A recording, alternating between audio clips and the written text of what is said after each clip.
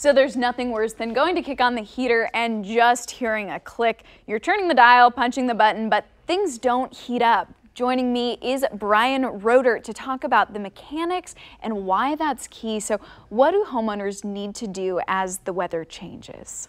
It's a great question. So it's really important to know and remember that several portions of your heating and cooling system have just been sitting idle all summer long. So even though your air conditioner's been churning around, there are sensors and switches that haven't been used, and so dust can settle on those and prevent them from working, insects, birds' nests, and things like that. So it's really important to get a trained and factory certified technician to come out and inspect your system to make sure you're ready for the cooler weather. And you bring up some really good points there, but how do I know as a homeowner, is my HVAC system ready for those cooler temperatures? Yeah, so the technician will come out and do a thorough inspection and turn it on, make sure that the fan's ready to run the way it's supposed to, and run it through all of its cycles and do a full evaluation, and then give you a report at the end of that to make sure that you are comfortable that you're ready to go for winter. Okay, and let's say I'm at my house now. Am I ready for those cooler temperatures? What can I actually do to help on the maintenance side? Yeah. So there's very few things a homeowner can do to their equipment as a maintenance, but there are a couple items.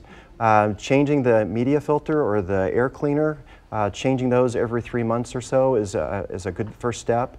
The other thing that we would recommend is keep making sure that all your registers, the vents in all the rooms and in the floors, are open and allowing the air to flow. The system's designed to let the air flow, and oftentimes we sometimes close those off because of we want to maybe shut off one room or something. It's best really to leave those open.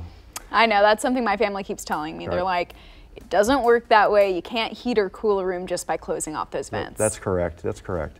The other advice I would offer is make sure that you have a working carbon monoxide detector in your house and that those are replaced every 8 years. Okay, and then let's say, something's wrong, it's not working.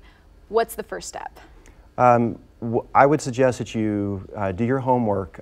Go to train.com, look at the dealers that are available to you in your market, and have them come out and give you a thorough review of your system, answer any questions that you have about your comfort. I think the really important piece for consumers to understand is that you really can and should be comfortable in your home in every room. There's no reason for there to be one room that's too hot or another room that's too cold. Those situations can be addressed if you have the right technician and the right team working with you to replace the equipment and address those concerns. And then it doesn't have to be expensive. There are discounts available to you from the factory. There are utility rebates often available. And then most of our dealers and even some utilities offer very inexpensive financing options to make a system that'll make your house comfortable, affordable. Well, thank you so much, Brian, with Train.